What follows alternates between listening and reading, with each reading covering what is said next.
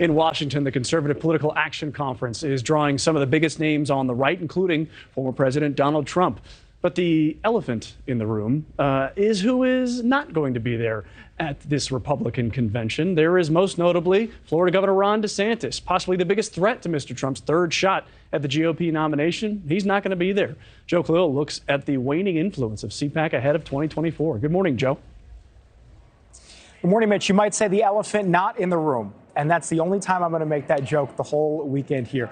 So look, at CPAC, we've already gotten, I think, what people expect, attendees and those watching at home, which is you've got this whole host of conservative stars, really, people mostly who consider themselves to be part of the MAGA wing of the Republican Party. And, of course, building up to tomorrow night when former President Trump himself is going to be on the stage headlining the weekend Saturday. But you've got other names people are certainly going to recognize, people like Marjorie Taylor Greene, Senator Ted Cruz, and then you've got a handful of presidential hopefuls as well. In addition to former President Trump, people like Nikki Haley, people like Mike Pompeo as well, and dozens of others. So that is who is here. But Mitch, you're exactly right. There is a conversation about who is not here. And when you begin that conversation, you got to start with Florida Governor Ron DeSantis, likely the person who's going to be the biggest challenge for former President Trump when it comes to winning the Republican nomination in 2024. He's not the only one, though. Vice President Mike Pence, and then congressional leaders, people like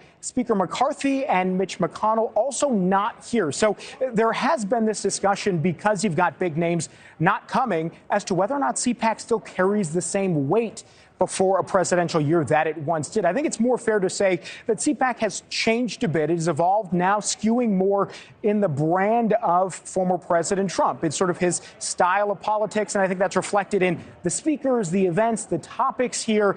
And we're going to, I think, see that more when they do the straw poll, which is when attendees are going to get to decide for themselves who they want to see in the White House in 2024. That'll give us an indication. But definitely you've got a lot of GOP heavy hitters here. Certainly the attendees are going to get a taste of what 2024 electoral politics are going to look and sound like, guys. Thank you, Joe. Thank you for watching. Go to newsnationnow.com to find News Nation on your television provider. And don't forget to click the red subscribe button below to get more of News Nation's fact-driven, unbiased coverage.